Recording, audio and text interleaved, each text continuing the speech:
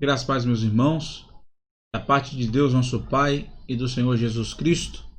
Estamos aqui mais uma vez, Reinaldo Lima falando, pela Igreja Batista Missionária El Shaddai, para mais uma Escola Bíblica Dominical, neste domingo, 12 de julho de 2020.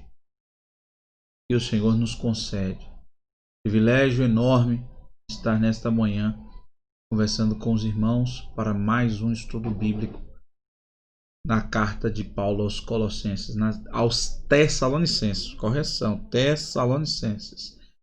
Hoje nós vamos para a segunda lição, um total de 17, aula de número 2, Tessalonicenses, e hoje nós vamos falar um pouco sobre o modelo de uma igreja local, de uma igreja ideal, na verdade.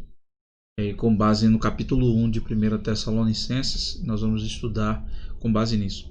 Eu vou dar como de praxe, sempre 3 minutos, 3 a 5 minutos, para nós começarmos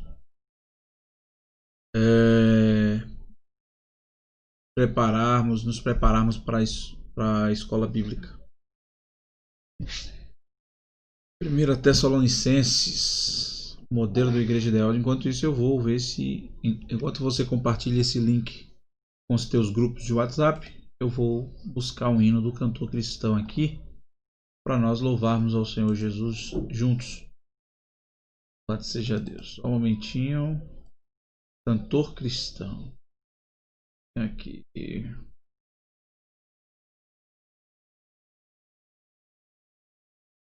Vou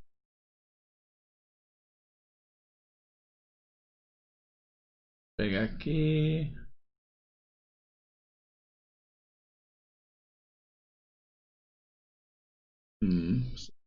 O hino do cantor cristão.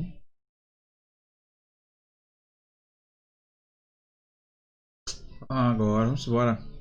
111 do nosso hinário Cantor Cristão. E aí depois nós vamos fazer uma oração. Começar o estudo de hoje.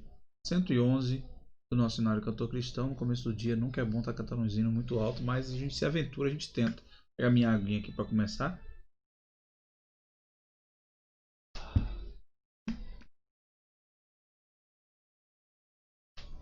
Louvado seja Deus. Vamos orar ao Senhor. Eita, eu dei 3 minutos. Segurar os 3 minutos para os irmãos. Os irmãos, compartilhe esse link. Chama o teu irmão, chama o teu amigo, chama a tua família, para nós aprendermos juntos a palavra de Deus. Compartilhe esse link com os teus grupos de WhatsApp. E aqueles que já estão logados, não se esqueçam de clicar no gostei para que o YouTube entenda que esse conteúdo é relevante. Não se esqueça de se inscrever no nosso canal, Igreja IBME Oficial, Igreja Batista Missionária El Shaddai, prezando pelo estudo da palavra de Deus, sempre assim, graças a Deus. Vamos orar ao Senhor. Bendito e eterno Deus, nós te louvamos. Te agradecemos, ó Deus, pela noite de sono maravilhosa que o Senhor preparou para cada um de nós. Muito obrigado, Deus, em nome de Jesus, pelo privilégio de abrir os nossos olhos nessa manhã e contemplar este dia lindo que o Senhor preparou para cada um de nós. Perdoa as nossas falhas e Deus nos ajuda para que neste dia nós sejamos cristãos melhores do que fomos ontem. Pai, em nome de Jesus, tome a frente deste estudo bíblico, nos abra nossa mente, ilumina nosso entendimento para aprendermos a Tua palavra e colocá-la em prática todos os dias na nossa vida. Nos ajuda, nos fortalece. Espírito Santo, traz a iluminação à nossa mente e nos traz o entendimento da Tua palavra. É essa oração que nós te fazemos e desde já te agradecemos em nome de Jesus. Deixa eu dar aqui o volume. Está tudo pronto. Vamos lá. Hino 111 do nosso hinário Cantor Cristão. Cristo do céu em breve virá. Ele afirmou-nos e não tardará. Oh, que alegria, que glória será quando Jesus regressar. Cristo não tarda a voltar. Cristo não tarda a voltar. Oh, que alegria, que glória será quando Jesus regressar. Em breve os mortos ressurgirão, todos os crentes se encontrarão, juntos alegres ao céu subirão. Quando Jesus regressar, Cristo não tarda a voltar. Cristo não tarda a voltar. Oh, que alegria, que glória será quando Jesus regressar. Breve esta terra gozará paz, preso encerrado será Satanás. Tudo que é vil deixaremos atrás quando Jesus regressar. Cristo não tarda a voltar. Cristo não tarda a voltar. Oh, que alegria, que glória será quando Jesus regressar. Cristo não tarda em vir. Quando será no glorioso porvir? Oh, que alegria teremos em ir quando Jesus regressar. Canta, igreja. Cristo não tarda a voltar. Cristo não tarda a voltar. Oh, que alegria, que glória será quando Jesus regressar. Glórias ao nome de Jesus. Bendito seja o nome de Jesus. Glórias a Deus. Louvado seja o nome de Jesus. Primeira carta de Paulo aos Tessalonicenses, aula de número 2 da nossa série de estudos sobre a carta aos Tessalonicenses. E hoje, aula 2, modelo de uma igreja local. Modelo de uma igreja ideal, igreja. Preste atenção. Me corrige, abençoado. Aleluia. Me corrige, glória a Deus. É eu que estou me embananando mesmo, mas tudo bem. Vamos lá. Começando pelo começo. Sei que estou sendo... Como é? Esquece. Sei que eu estou repetindo a mesma coisa. Beleza. Como se pode conhecer uma igreja madura? Pergunta.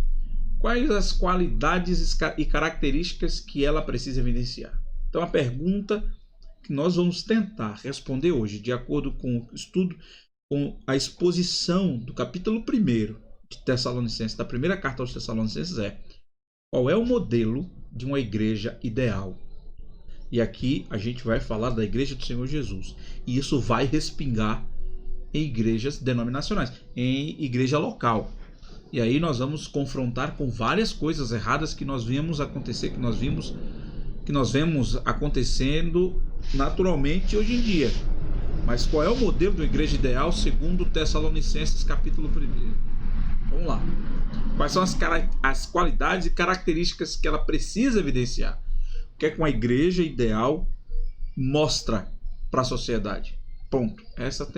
Essa é a resposta, essa é a pergunta que nós vamos tentar responder ao longo da lição de hoje. Então, a primeira coisa que nós precisamos já deixar pontuado e fechado para todos nós, para chegar ao nosso entendimento, é que o parâmetro correto para avaliar o amadurecimento de uma igreja local é a palavra de Deus. Quanto mais madura na palavra de Deus, quanto mais conhecedora da palavra de Deus, é uma igreja mais próxima da maturidade. Não é somente oração, até porque a oração é uma consequência do entendimento com Deus, conhecido através da palavra. Então, não é profecia, não. Através do conhecimento da palavra que nós definimos a maturidade de uma igreja. Paulo resumiu no primeiro capítulo da primeira carta aos Tessalonicenses.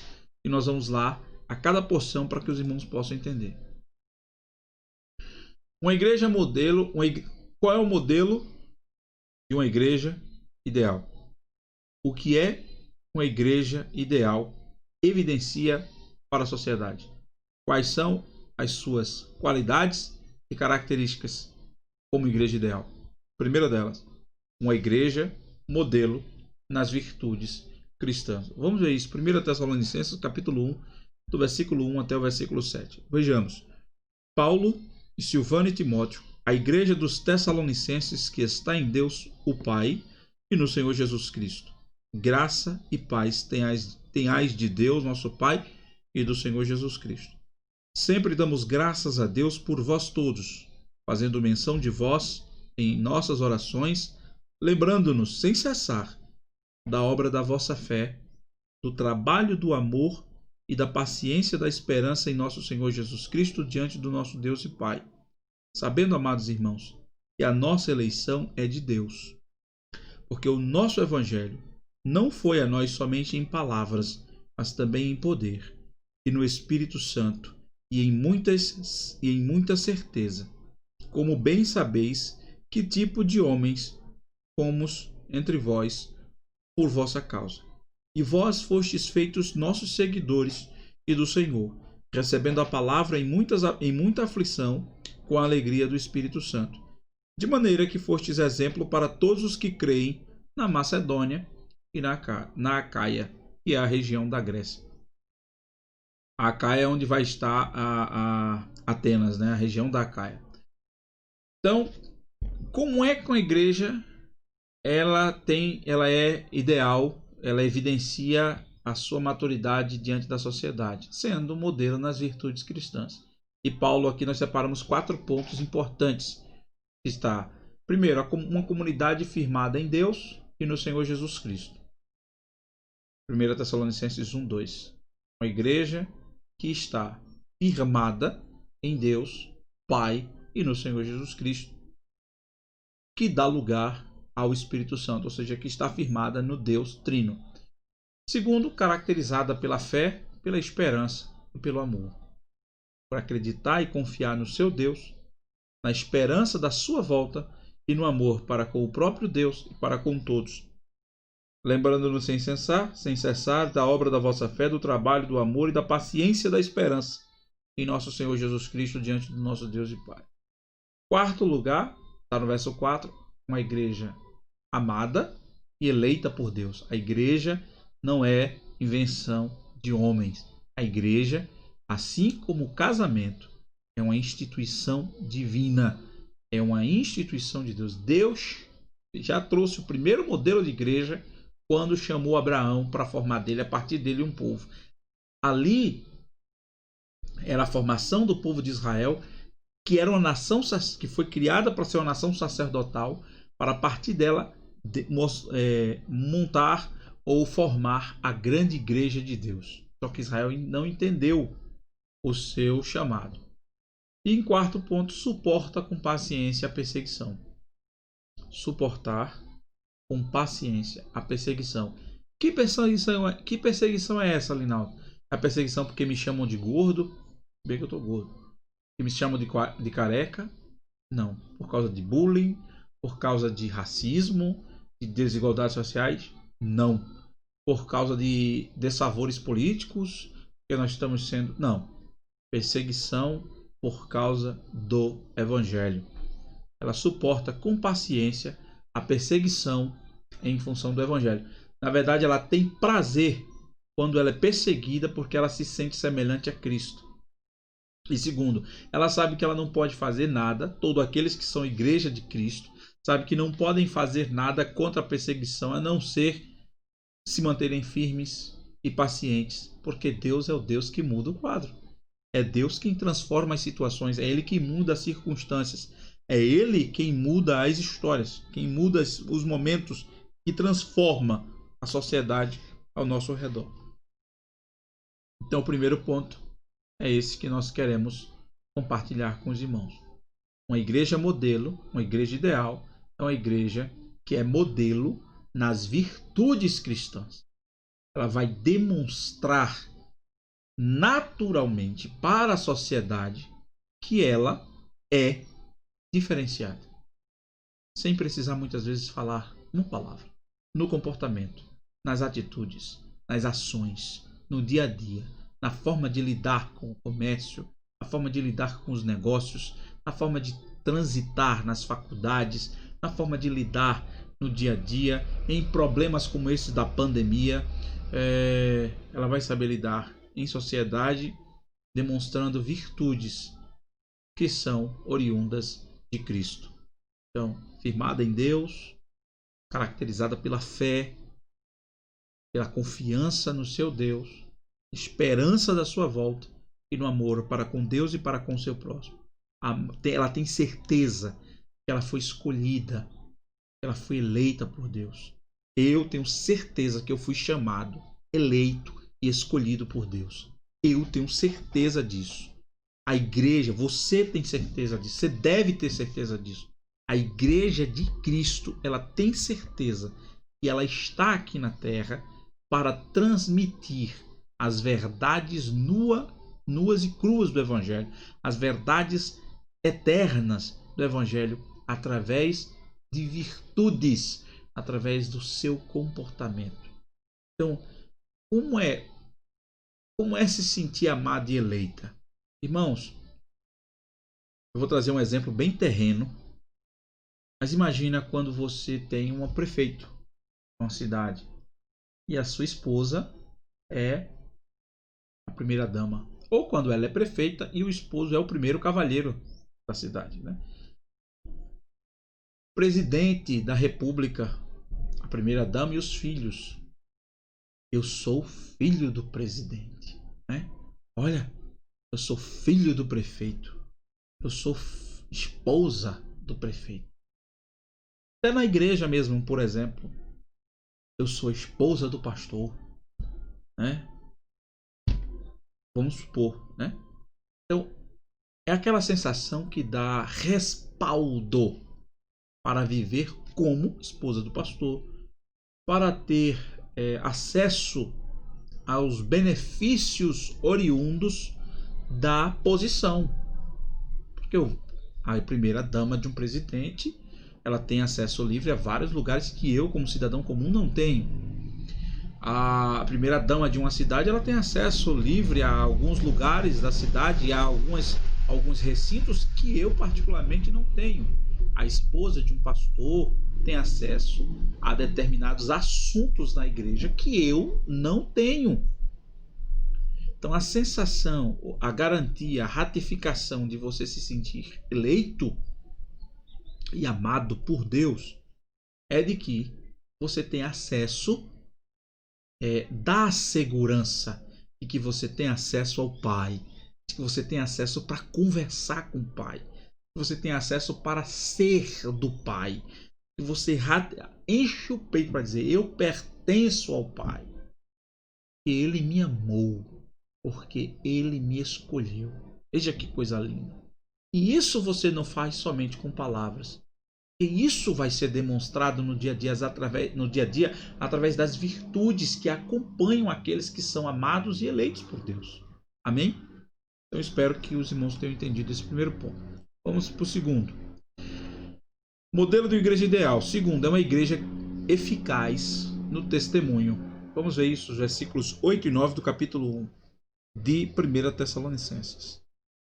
Porque por vós soou a palavra do Senhor, não somente na Macedônia e Acaia, mas também em todos os lugares, a fé para com Deus se espalhou, de tal maneira que já não temos necessidade de falar coisa alguma, porque eles mesmos anunciam de nós que tipo de entrada tivemos para convosco, e como dos ídolos vos convertestes a Deus para servir ao Deus vivo e verdadeiro.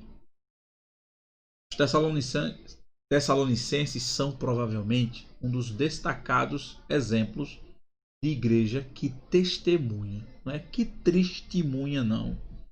É que demonstra comportamento condizente com o evangelho que a alcançou. Então, ser eficaz, o que é, sabe, o que significa ser eficaz? É atingir o objetivo proposto. Então, se você atingiu o objetivo pelo qual foi proposto, você está sendo eficaz. Então, quando nós dizemos que uma igreja é eficaz no testemunho, está dizendo que ela consegue, através do seu comportamento diário, seus membros, todas as pessoas que ali condizem, que ali congregam, elas conseguem passar o comportamento que condiz com o evangelho de Cristo. Se um cristão nascido de novo consegue entregar um testemunho que comprova a fé que professa e o Deus que serve, então é um cristão que é eficaz no seu testemunho. Da mesma forma, essa junção de irmãos formam a igreja e a igreja consegue passar essa mensagem para a sociedade.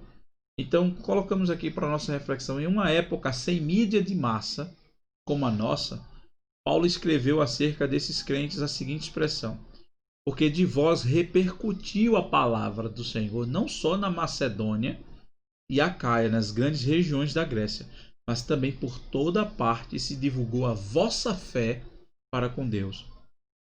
Não precisou os tessalonicenses sair por aí gritando: eu sou crente, eu nasci de novo. Não precisou.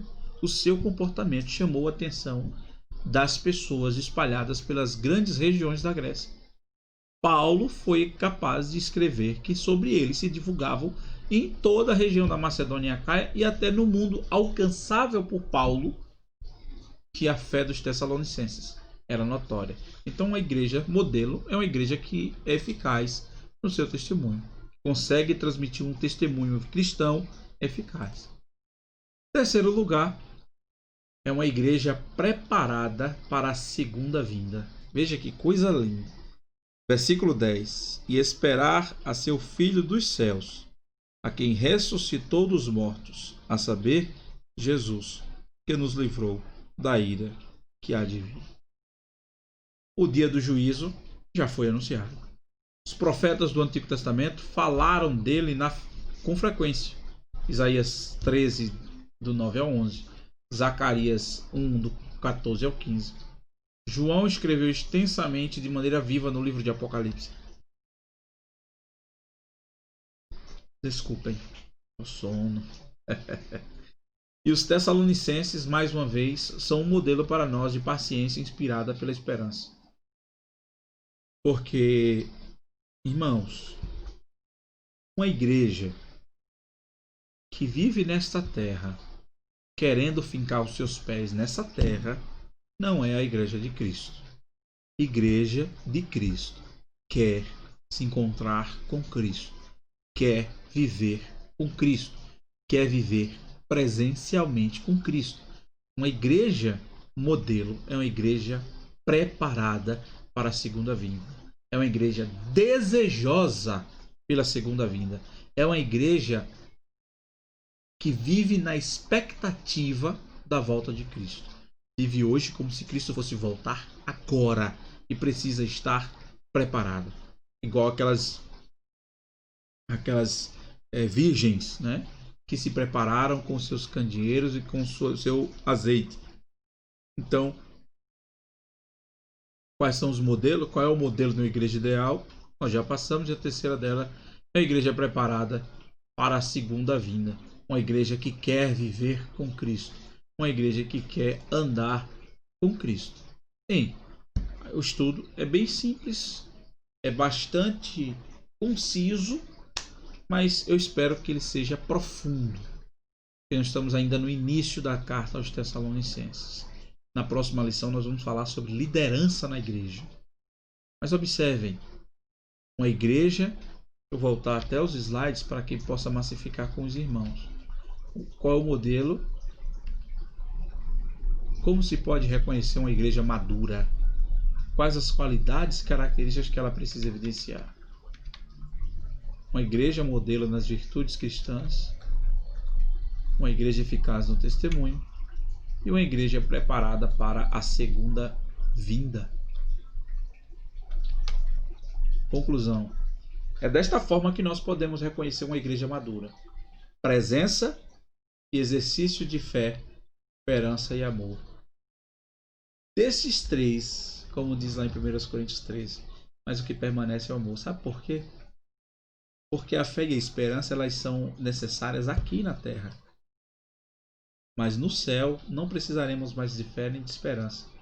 Porque a fé que me faz confiar já me trará o Cristo para perto de mim. E a esperança na sua volta não vai precisar mais porque ele já voltou. O que é que vai restar para o resto da eternidade? O amor. Para com Deus e para com o próximo. Sempre. Eternamente.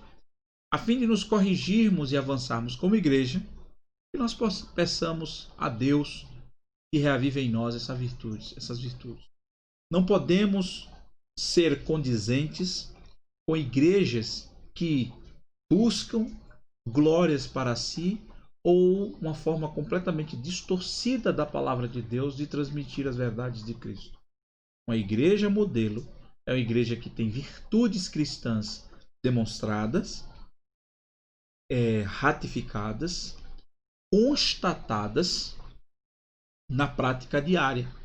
Os seus membros possuem virtudes cristãs, demonstram essas virtudes ao ponto das pessoas falarem deles. Não falar mal, falar bem.